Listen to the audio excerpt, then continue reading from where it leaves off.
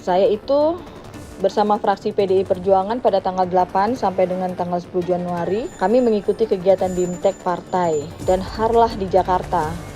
Tetapi faktanya, Harlah di Jakarta, kami BIMTEK, tiba-tiba pada tanggal 10 Januari, saya mendapatkan berita dari media bahwa JPT Sekretaris, Saudara Amin, telah dilantik berdasarkan surat rekomendasi oleh 6 fraksi.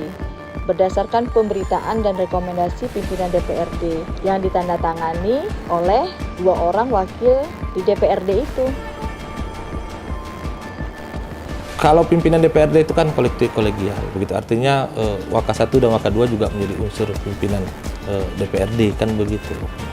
Cuman yang terpenting adalah apakah ketika ketua DPRD-nya berhalangan dalam mengambil sebuah keputusan atau dalam proses pengambilan keputusan, harusnya ada koordinasi antara Waka 1, Waka 2 dengan ketua DPRD. Kan ini kolektif kolegial.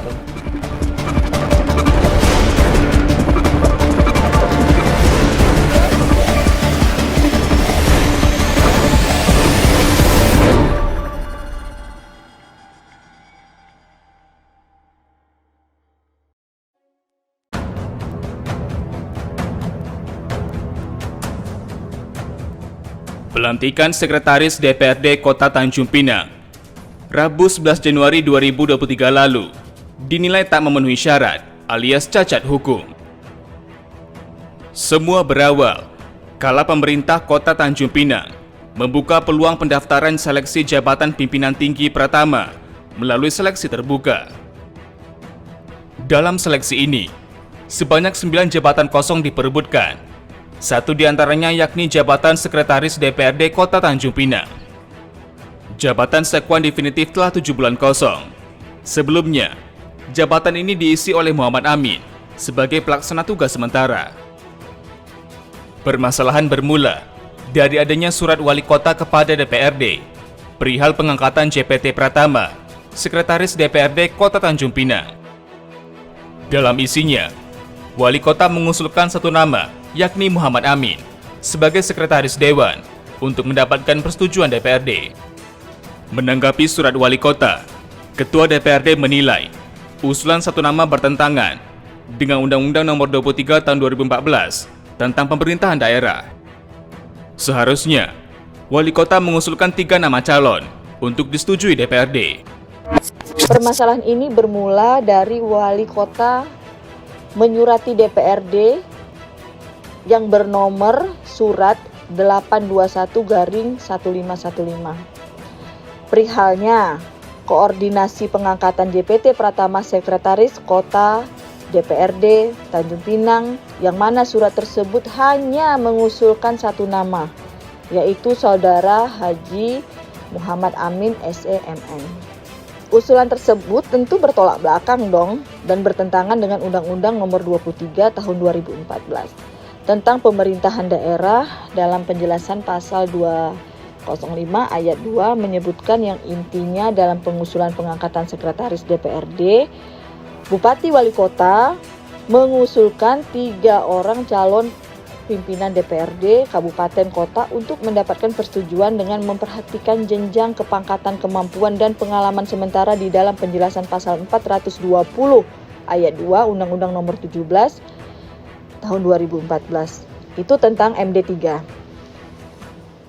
Dan juga menyebutkan hal yang sama sebagaimana di dalam penjelasan pasal 205 ayat 2 Undang-Undang 23 Tahun 2014 tentang pemerintahan daerah. Weni pun kemudian menyurati Rahma, yang intinya tidak menyetujui pengajuan satu nama, sebagaimana telah diusulkan. Surat ini pun kemudian ia sampaikan di hadapan pimpinan DPRD dan seluruh ketua fraksi.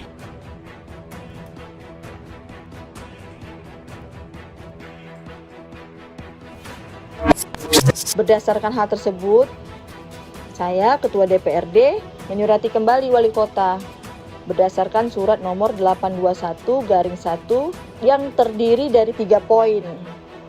Dan surat ini juga saya bacakan di hadapan semua ketua fraksi. Pada saat itu saya memimpin rapat fraksi bersama pimpinan DPRD dan dilanjutkan dengan rapat Banmus. Di dalam surat itu yang intinya pimpinan DPRD Kota Tanjung Pinang tidak dapat mengajukan persetujuan terhadap satu nama, mengingat pengajuan satu nama tersebut bertentangan dengan peraturan perundang-undangan. Itu surat dari DPRD pada saat itu, membalas surat wali kota kepada DPRD. Nah, sebelum surat tersebut disampaikan kepada wali kota, saya menyampaikan kepada kawan-kawan fraksi yang hadir pada saat itu di agenda DPRD bahwa kita akan menyurati ini dan menunggu surat dari wali kota kembali, baru akan mengadakan rapat lagi untuk persetujuan di atas 3 nama yang disesuaikan dengan yang disampaikan KASN kepada kepala daerah. Kemudian, pada 8 hingga 10 Januari, fraksi PDIP mengikuti BIMTEK dan Harlah di Jakarta. Namun pada 10 Januari, Weni mendapatkan informasi bahwa Muhammad Amin telah dilantik berdasarkan surat rekomendasi pimpinan dan 6 fraksi DPRD. Saya itu bersama fraksi PDI Perjuangan pada tanggal 8 sampai dengan tanggal 10 Januari, kami mengikuti kegiatan BIMTEK partai dan Harlah di Jakarta. Tetapi faktanya Harlah di Jakarta, kami BIMTEK, tiba-tiba pada tanggal 10 Januari saya mendapatkan berita dari media bahwa JPT Sekretaris Saudara Amin telah dilantik berdasarkan surat rekomendasi oleh 6 fraksi, berdasarkan pemberitaan dan rekomendasi pimpinan DPRD yang ditandatangani oleh 2 orang wakil di DPRD itu. Weni menilai surat itu harus dapat dipertanggungjawabkan karena tidak sesuai peraturan perundang-undangan. Di sini terdapat beberapa tanda tangan berdasarkan scan, baik surat rekomendasi pimpinan DPRD yang ditandatangani 2 orang unsur wakil ketua dan surat rekomendasi dari fraksi-fraksi. Dan lebih menarik lagi adalah beberapa yang ikut dalam tanda tangan tersebut sedang berada di luar daerah. Bahkan ada yang menyampaikan saudara itu tidak tahu jika surat itu ditandatangani dan tidak pernah menandatangani dan bahkan tidak pernah mengizinkan untuk di-scan. Lalu muncul sebuah pertanyaan besar. Apakah surat rekomendasi yang dibuat oleh Wakil Ketua DPRD dan 6 fraksi sudah sesuai dengan ketentuan peraturan perundang-undangan? Ini yang perlu dijelaskan dan dipertanggungjawabkan oleh anggota DPRD yang turut serta menandatangani surat-surat sakti yang melanggar aturan hukum tersebut. Dari unsur para wakil ketua DPRD, fraksi-fraksi, dan dari sisi kacamata hukum sudah sangat jelas. Dan terang benderang, ini melanggar peraturan perundang-undangan yang sudah diatur. Dan surat tersebut tentu menjadi cacat hukum. Weni menambahkan, selain cacat hukum, ada rekayasa dalam persetujuan pengangkatan Muhammad Amin sebagai sekwan. Dalam hal ini juga seharusnya para wakil ketua DPRD taat dan patuh terhadap ketentuan peraturan perundang-undangan dan menunggu perbaikan surat wali kota tersebut. Apalagi di dalam agenda DPRD belum terjadwal kembali agenda pembahasan rekomendasi surat pimpinan DPRD. Belum ada penjadwalan kembali. Namun mereka melakukan itu di luar penjadwalan itu sendiri. Tentu seakan ada rekayasa di dalam DPRD ini sendiri. Dan rekayasa itu berdasarkan apa ya, saya sendiri juga masih tanda tanya besar. Weni pun mengaku keputusan pimpinan DPRD tak pernah disampaikan atau diinformasikan kepada dirinya. Dan yang tidak kalah penting, keputusan pimpinan DPRD yang ditandatangani oleh wakil ketua DPRD tidak pernah disampaikan atau diinformasikan kepada saya selaku ketua DPRD maupun fraksi PDI Perjuangan sendiri juga tidak mengetahui ini.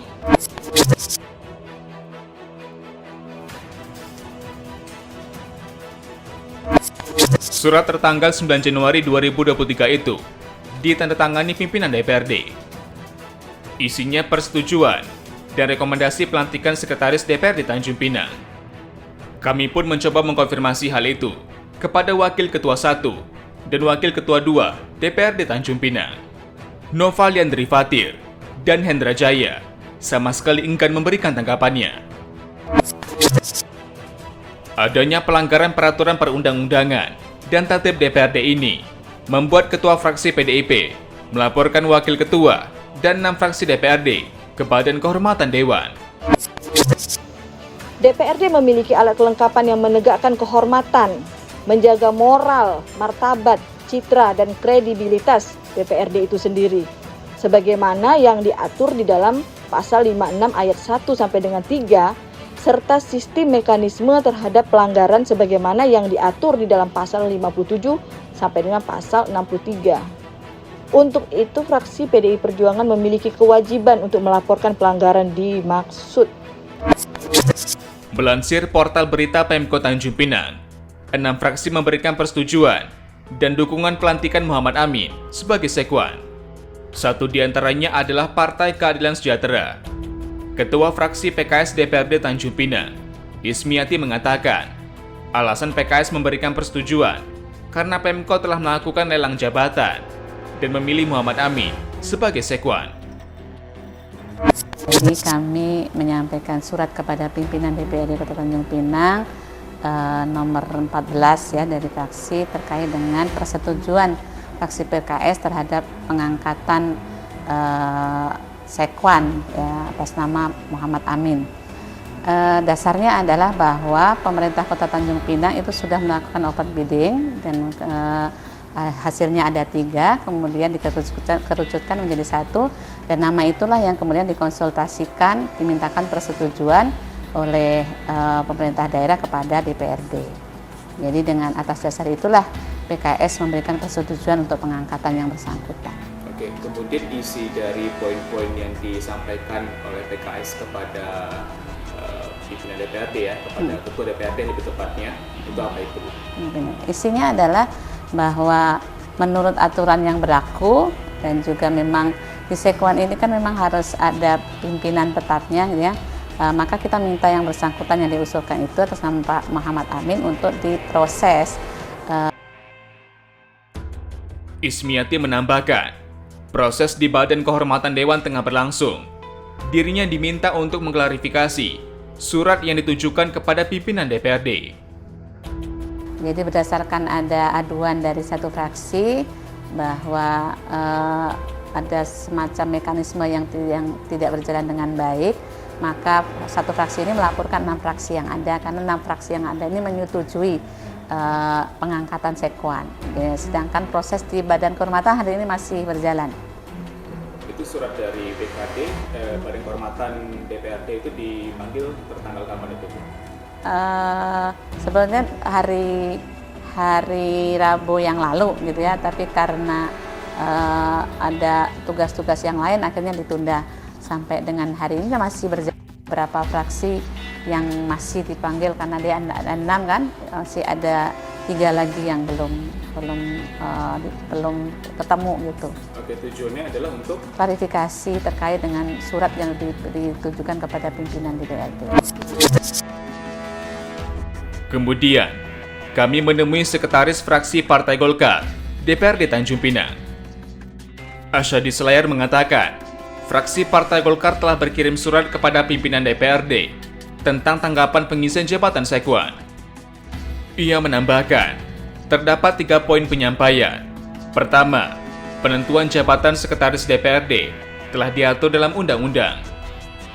Poin kedua, jabatan sekwan hendaknya memiliki pengalaman, kemampuan, syarat pangkat, dan golongan. Poin ketiga, fraksi Partai Golkar setuju dan mendukung Muhammad Amin sebagai sekwan untuk dipertimbangkan dan dilantik sebagai sekwan. Menurut pendapat dan pandangan kami, ya, ini pendapat kami dari fraksi Golkar kepada pimpinan DPRD, ya, bahwa menurut pandangan dan pendapat kami setuju saudara Dr. Haji Muhammad Amin SMM sebagai Sekretaris DPRD Kota Tanjung Pinang. Selanjutnya untuk dapat dipertimbangkan ya sebagai Sekretaris DPRD Kota Tanjung Pinang oleh Wali Kota sesuai dengan mekanisme, ingat, sesuai dengan mekanisme ya dan ketentuan peraturan perundang-undangan yang berlaku.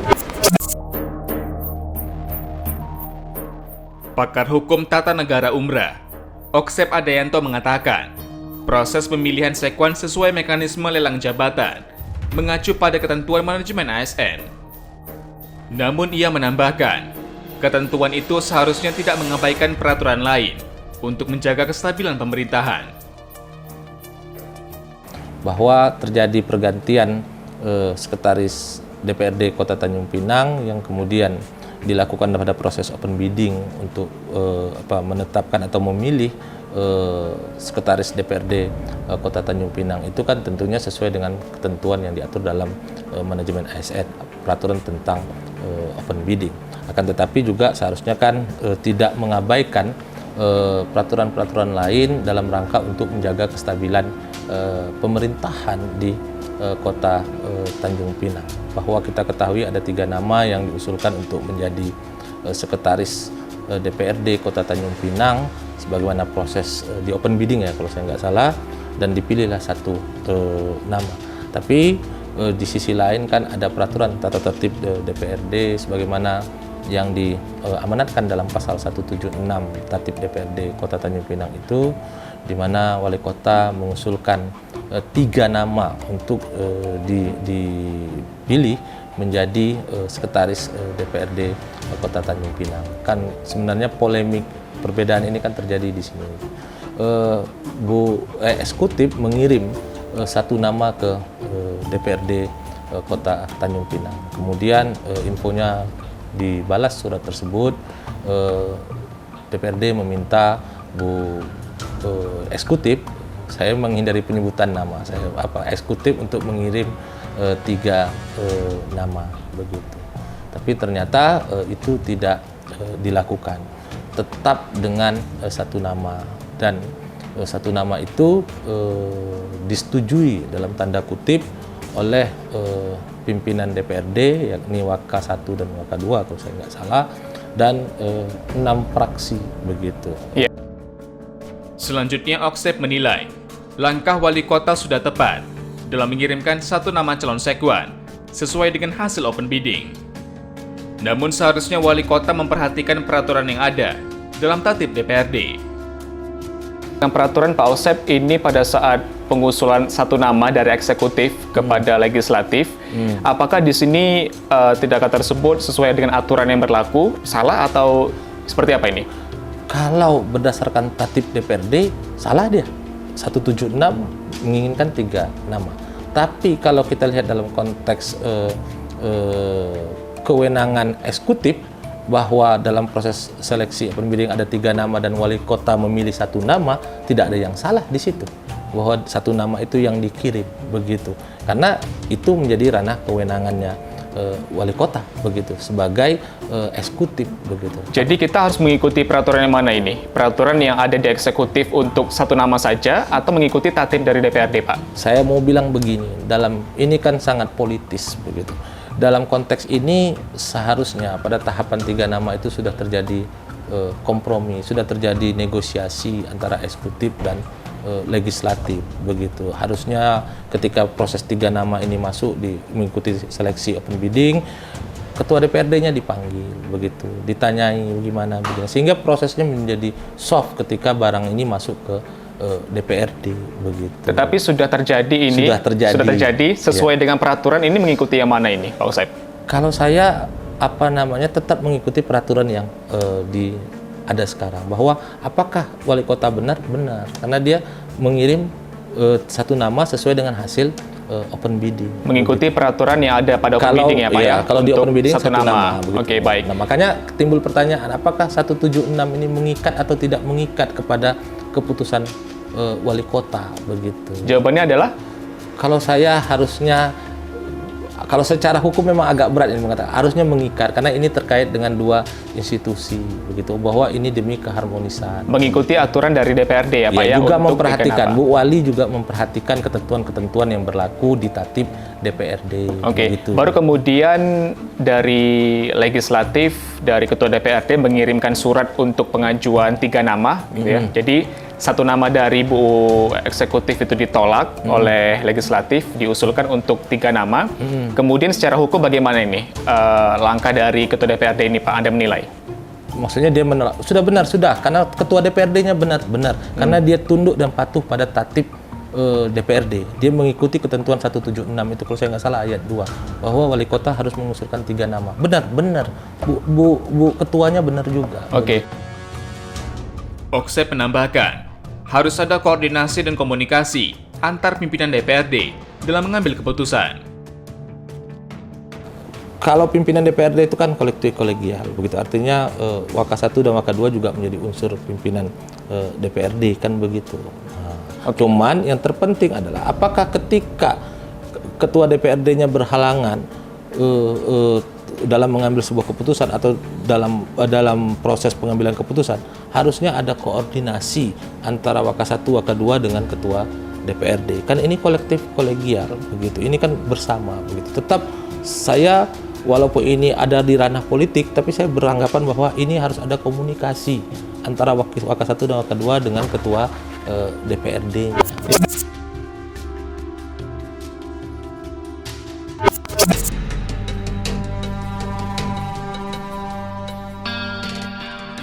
Untuk mengetahui skema lelang jabatan Sekwan, kami menemui Ketua Pansel Terbuka JPT Pratama. Zulhidayat mengatakan, proses lelang jabatan diawali dengan pembentukan panitia seleksi. Selanjutnya, kandidat akan melalui rangkaian proses, mulai dari tes administrasi hingga kesehatan. Ia mengatakan, berdasarkan peringkat dipilih 3 nama calon sekwan untuk dilaporkan kepada wali kota dan diverifikasi oleh KSN.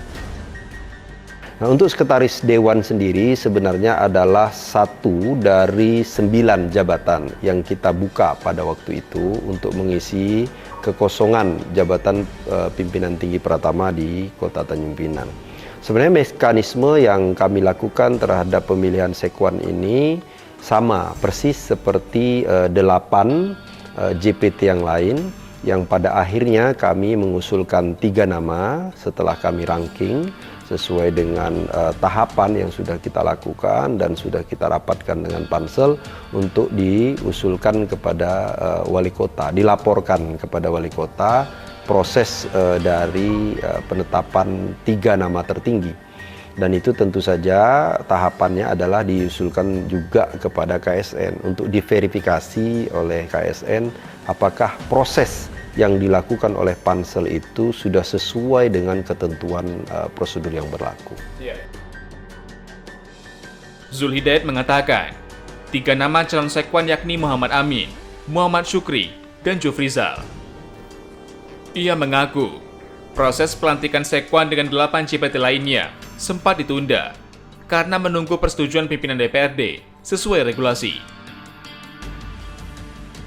Ya, jadi untuk 3 nama di jabatan sekretaris DPRD berdasarkan rapat tim pansel dengan mengakumulasi seluruh nilai-nilai yang ditetapkan sesuai kriteria. Untuk ranking pertama, nilai tertinggi adalah Bapak Muhammad Amin, Dr. Andes Haji Muhammad Amin. Yang kedua diikuti dengan Bapak Muhammad Syukri, dan yang ketiga adalah Bapak Jofrizal. Oke, kemudian 1 nama yang dipilih oleh wali kota untuk diajukan ke DPRD. Kebetulan Bu Wali Kota sependapat dengan yang disampaikan oleh pansel untuk memilih nilai yang terbaik, yaitu Pak Dr. Andes Haji Muhammad Amin kepada DPRD Kota Tanjung Pinang. Oke, Pak, semua disampaikan kepada kami juga. Ini berdasarkan Undang-Undang 23 tahun 14 tentang pemerintah daerah ya, pasal 205 itu disampaikan bahwa untuk pemilihan sekretaris DPRD, bupati atau wali kota, ini wali kota atau pemerintah kota mengajukan 3 nama kepada pimpinan DPRD untuk kemudian dipilih dan disahkan oleh DPRD. Kenapa dalam posisi ini wali kota memilih satu nama, Pak, yaitu Pak Muhammad Amin, dijadikan sekretaris dewan? Ya mungkin tadi persepsi dari kita di pemerintah Kota Tanjung Pinang bahwa memang waktu itu Bu Wako langsung mencoba menggunakan kewenangan untuk memilih dari 3 nama tadi disampaikan kepada DPRD. Dan saya dapat informasi bahwa memang Ibu Ketua pada waktu itu membalas secara tertulis bahwasanya beliau tidak menolak, tetapi hanya mengingatkan pemerintah Kota Tanjung Pinang bahwasanya seharusnya Bu Wako menyampaikan atau pemerintah Kota Tanjung Pinang menyampaikan 3 nama. Dan memang berdasarkan surat tersebut kita menghormati sehingga proses pelantikan 9 JPT pada waktu itu yang diagendakan serentak karena belum dapat persetujuan dari pimpinan DPRD, kita tunda khusus untuk jabatan sekretaris DPRD sambil menunggu persetujuan dari pimpinan sesuai dengan regulasi. Zul Hidayat menambahkan, proses pelantikan Muhammad Amin kemudian digelar karena adanya persetujuan dari pimpinan DPRD.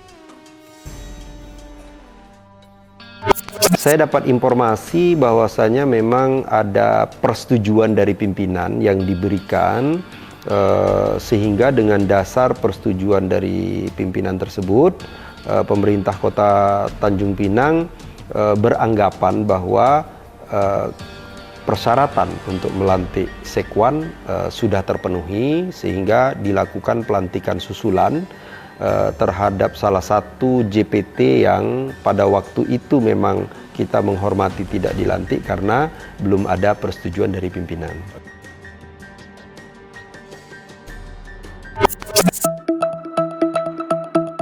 Sementara, pakar kebijakan publik Umrah, Alfiandri mengatakan, peran sekwan yakni melaksanakan dan mengkoordinasikan kebutuhan legislatif kepada eksekutif dalam rangka penyelenggaraan pemerintahan daerah. Untuk pejabat struktural di birokrasi tentu diatur di dalam OTK-nya ya, organisasi dan tata laksananya. Tentu sekwan itu memiliki tugas pokok dan fungsi sebagaimana peraturan perundang-undangan ya. Paling terpenting adalah tugas dari sekretariat DPRD adalah melaksanakan, mengkoordinasikan ya terkait kebutuhan-kebutuhan anggota DPRD kepada pemerintah untuk dalam rangka penyelenggaraan pemerintahan dan pelayanan publik. Nah, tentu ada aturan yang mengaturnya secara eksplisit ya.